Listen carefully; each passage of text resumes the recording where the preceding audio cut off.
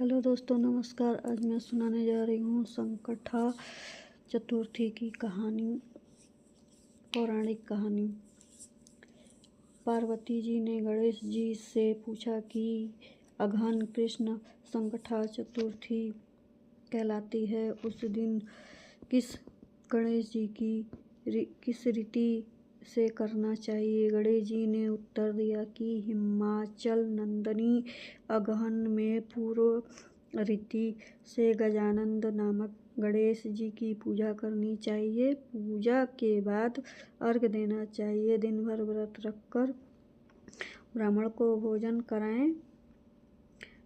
जौ, तिल,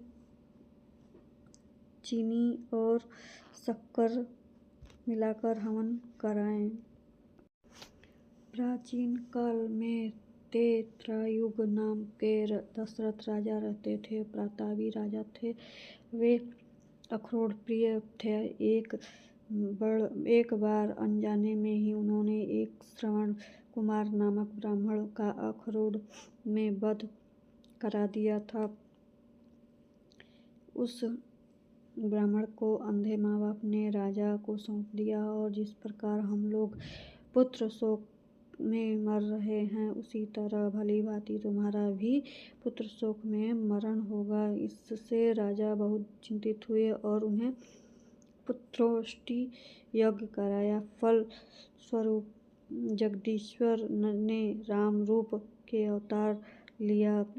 भगवती लक्ष्मी जी जानकी ने रूप अवतरित हुई। पिता की आज्ञा पाकर भगवान राम और सीता लक्ष्मण सहित वन को गए, जहां उन्होंने खर दूत आदि अनेक राक्षसियों का वध किया। इस क्रोध में आकर रावण ने सीता जी को हरण कर लिया। सीता जी की खोज में भगवान राम ने पंचवटी का त्याग कर दिया और पर्वत पर पहुंचकर सुग्रीव के साथ मैत्री की।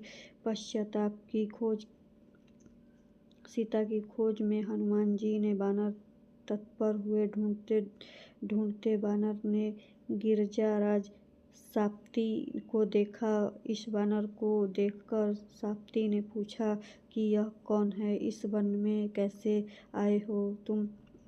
में किसने भेजा है? यहाँ पर तुम्हारा आना किस प्रकार का हुआ? साप्ती की बात सुनकर बानर ने उत्तर दिया, भगवान विष्णु के अवतार दशरथ अन्य नंद राम जी और लक्ष्मण जी के साथ दंडवत में आए हैं। वहां उनकी पत्नी सीता जी का अपहरण हो गया है। मित्र, इस बात को हम लोग नहीं जानते हैं कि सीता कहाँ पर हैं।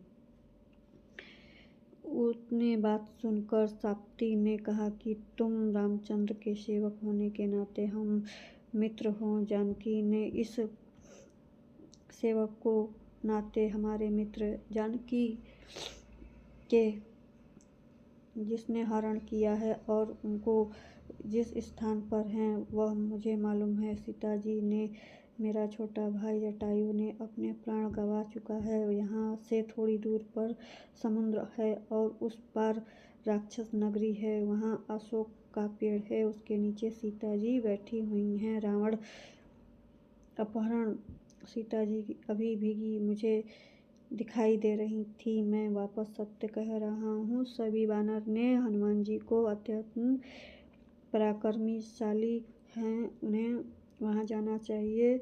हम केवल हनुमान जी ही अपने पराक्रमी से समुद्र को लांघते हुए अन्य कोई भी इस कार्य के करने में असमर्थ हैं।